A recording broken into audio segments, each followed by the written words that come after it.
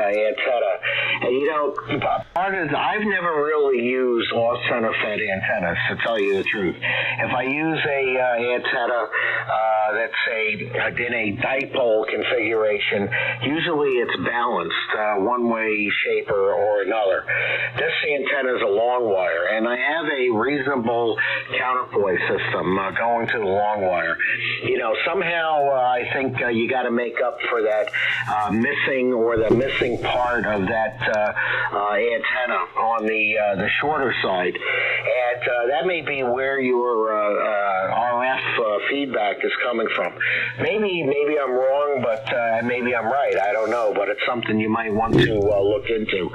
Seems like you got it figured out with the Ballon, because now you actually have a separation between the feed line and the antenna, so the common mode current isn't going to come back down into the feed line and use part of the feed line as the other half of the antenna. That's part of the issue with end-fed long wires or end-fed antennas also, is the fact that a lot of people try to operate them without a counterpoise, and then what happens is the shield of the coax becomes the other side of the antenna, and guess what happens? Well, there's RF all over the place, so you need a line isolator or common mode choke in line to keep that from happening. But anyway, real fine on your location, Oshawa, Toronto, 60 miles east of Toronto. Heck, I haven't been to Canada probably for about, I don't know, maybe 4 years or so. The last time I was in Canada, I was in Alberta. I did some work for Canadian Pacific Railway out of Calgary. Over. Yeah, Roger, that's great to hear that you were kind of up here and enjoying the scenery and enjoying what Canada has to offer. Last time I was in the U.S., that would probably be when I picked up my supercharger from Buffalo, because I went across the border to one of those services that has an American post office or address, and I bought a supercharger and gear drive from the supercharger store in Arizona, and he sent it up there. That was my first supercharger. My second one from them, I said, to heck with that. I'm not driving down there again. So I sent it right across, and that was that. But, good stuff there. And so that's why you have that, I believe, did you say it was an isolator halfway down the feed line to allow that counterpoise, part of the feed line to be the counterpoise for your antenna? Is that correct, over? Well, that's mainly to keep the RF out of the shack, to keep it outside, away from the equipment. And I do have a counterpoise system. In fact, if you go to my QRZ page, one of the pictures that you can click on there is a picture of my antenna setup. And if you click on that, it'll tell you everything about how I have everything set up here. So there was some work to get everything working the way that it does, and getting everything to coexist. I think, especially with an amplifier, becomes a little more of a situation where you need to do a little bit more work. But anyway, I'm not going to hold it here.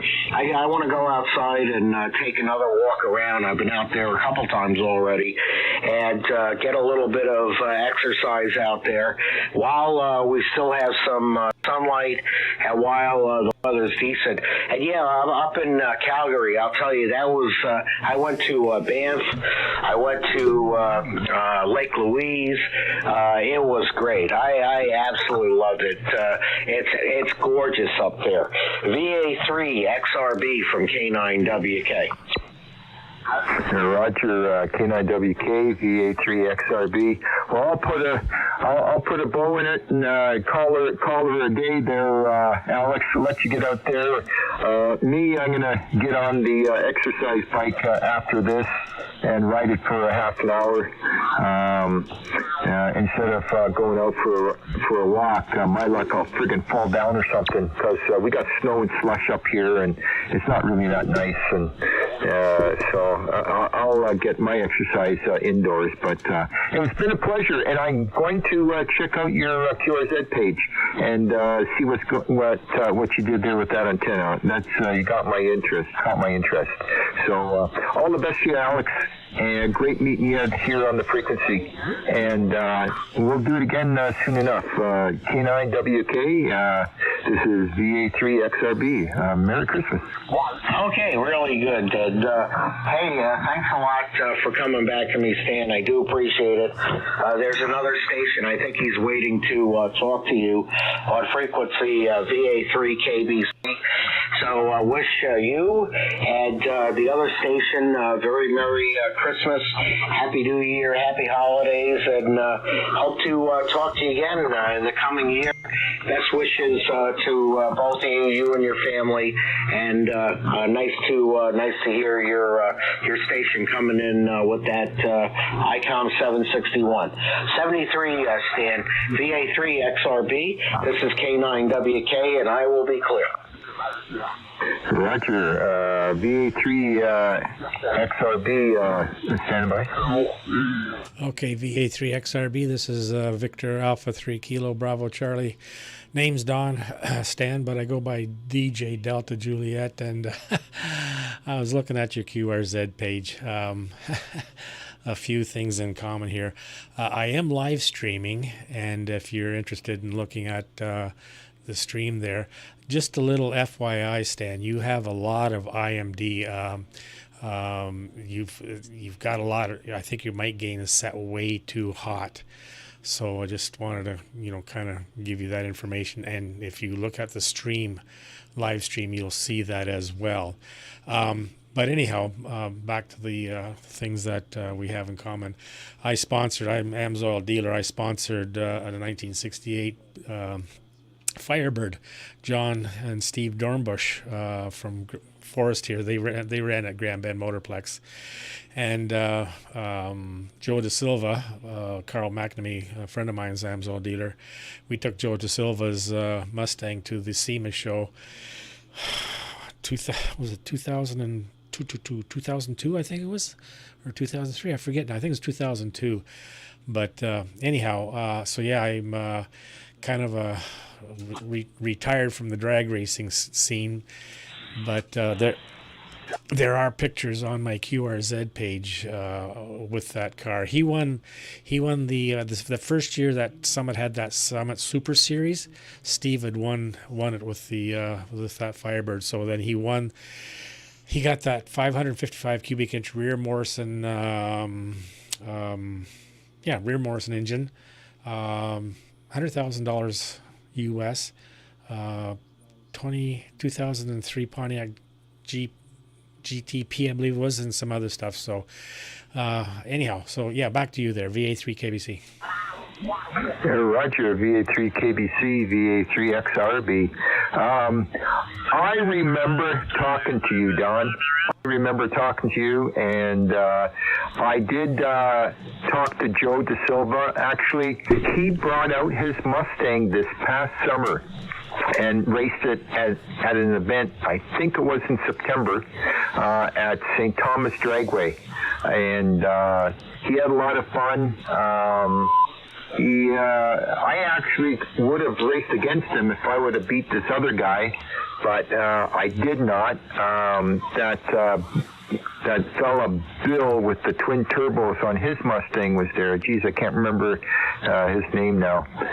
But we had an awful lot of fun. And I remember, as soon as you said that, I remember talking to you before there, Don, over. Okay, very good. Well, I'm 71 now.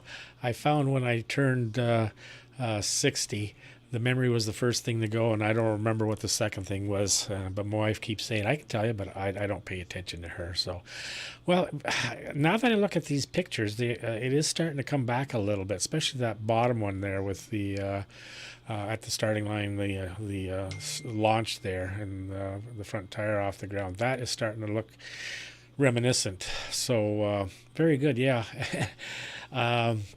The astronomy part, I had a 12.5-inch mirrored Dobsonian telescope. I love that thing, but it was a monster to move around, so I sold it. But anyhow, yeah, I'll let you go. I just wanted to touch base with you, and since that we kind of do have things a little bit in common there. Last time I spoke with Carl, he said that Joe's been so busy with his shop and business and that he hadn't been racing. He thought maybe his son might have got involved in it. I think they had a car for him or something. But I remember when his son was just a little gaffer, and I remember he was doing some testing, and this is when he put the turbo on the car, and his son was doing the laptop work, and everybody was looking at this little 8, 9, 10-year-old kid doing all this stuff on the laptop there. So, but anyhow, that was a long time ago. Well, I can tell you, Don, that Matt has turned into a fine person. He is continuing the shop, running the shop in Pickering, and Joe, he's got the shop in Niagara Falls, Canadian side, I believe. And so there's both of those two shops. I've talked to Matt many a time. I haven't talked to him this year. I did talk to Joe, though. And he brought it out for the Silva event that he sponsored at St. Thomas. He did not successfully make it down the 8th mile, though. He had lots of trouble. That Bill guy with his twin turbo Mustang, he managed to get down there once. I'm not going to say not entirely successful, but still very quick. 4:33, I think it went in the 8th mile. And this other fella, Nick Agostino, he had his Camaro there, and it's gone as quick as 379, 380s in the States. I think he's gone 380 something at Toronto Motorsports Park here in Canada, but he could not make it down the track. And I had an actual chance to beat him. I couldn't believe it, and they were worried. So, but I had tire shake. I had to take my foot out of it, and they just disappeared on me. And he was still having trouble, of course. So my only chance to beat Nick Agostino, and it did not happen. So anyway, one thing before you go, Don, you're talking about something going on with my audio, I believe. What is that? Over.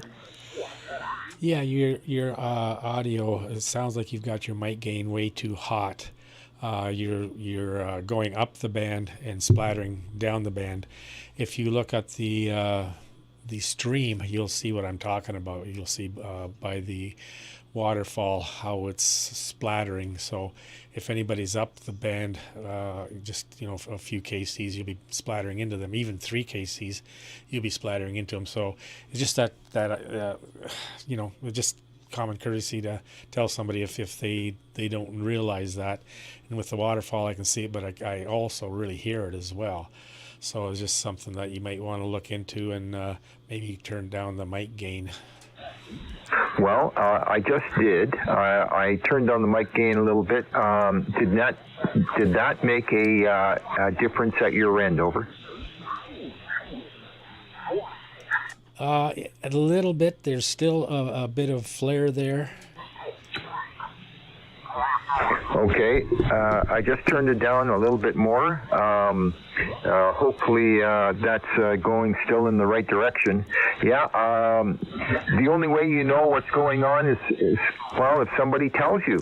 And I know some people actually don't appreciate it because they believe that nothing is wrong with their equipment. But that's the wrong mindset to have, that's for sure, Don. Okay, right now with the mic gain where it is, what's your opinion? Over.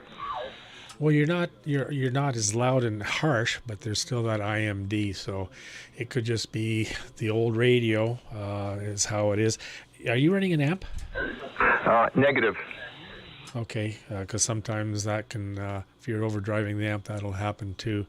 But it is definitely better than what it was. As I said, the stream will be up. Once I'm done here, I'll just end the stream, but it'll be saved on YouTube, so you can see for yourself. Yeah. Okay. Wait a minute here. Let me just check. Well, what about there? I was, I think, overdriving the radio itself.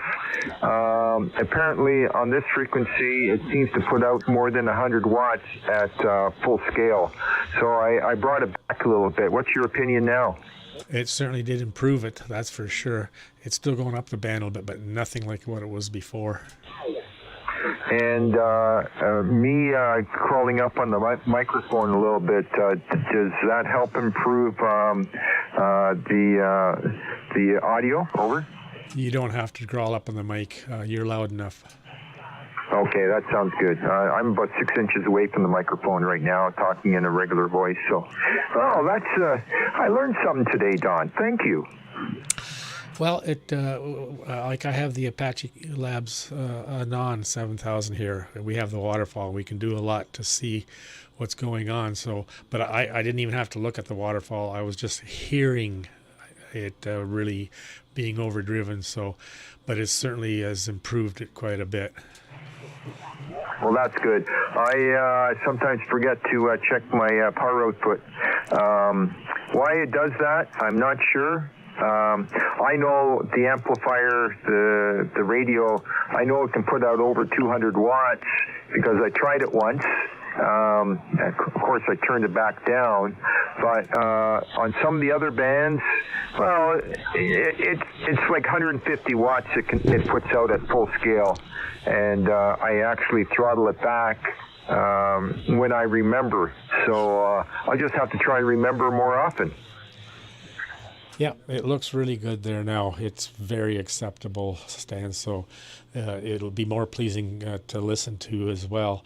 So, but yeah, back to the drag racing. Actually, we've gotten, oh shoot, I got a call here. All we've been doing is watching Street Outlaws and that's Blue Water Health. Okay, I'll let you go, Stan. VA3 KBC. Roger, Don.